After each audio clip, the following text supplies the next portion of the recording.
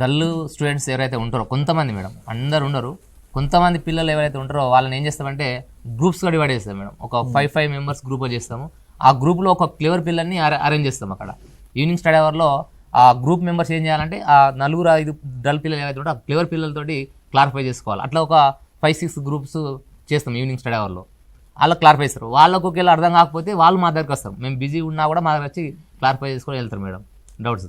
అయితే మీరు అన్నట్టు మ్యాథమెటిక్స్లో మేధా ట్రస్ట్ ద్వారా లాస్ట్ ఇయర్ ఒక స్టూడెంట్స్ మేధా ట్రస్ట్ ద్వారా కార్పొరేట్ కాలేజీలో ఫ్రీ సీట్ కొట్టడం జరిగింది మేడం.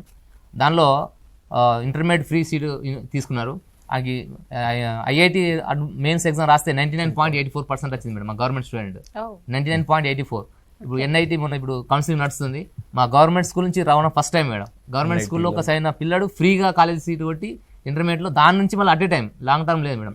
ఇంటర్మీడియట్ ఎగ్జామ్ కానీ వెంటనే ఐఐటి మెయిన్స్ ఎగ్జామ్లో 99.84% కొట్టడం జరిగింది.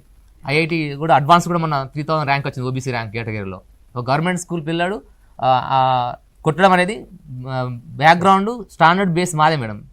హై స్కూల్లో physical science, maths, bio science అవి బాగా యూజ్ అవుతుంది మేడం. ఫిజిక్స్, కెమిస్ట్రీ, మ్యాథ్స్ ఈ ఫౌండేషన్ వల్ల కొడుతుంది మేడం. వేరే ప్రైవేట్ స్కూల్లో కూడా కొట్టలేకపోయారు కొంతమంది. అంటే కొన్ని మన జిల్లాలో ఉన్న పెద్ద పెద్ద ప్రైవేట్ స్కూళ్ళలో కూడా మా జిల్లాలో ఉన్న ప్రైవేట్ స్కూల్లో మా 99.84% రాలేదు ఎవరికి.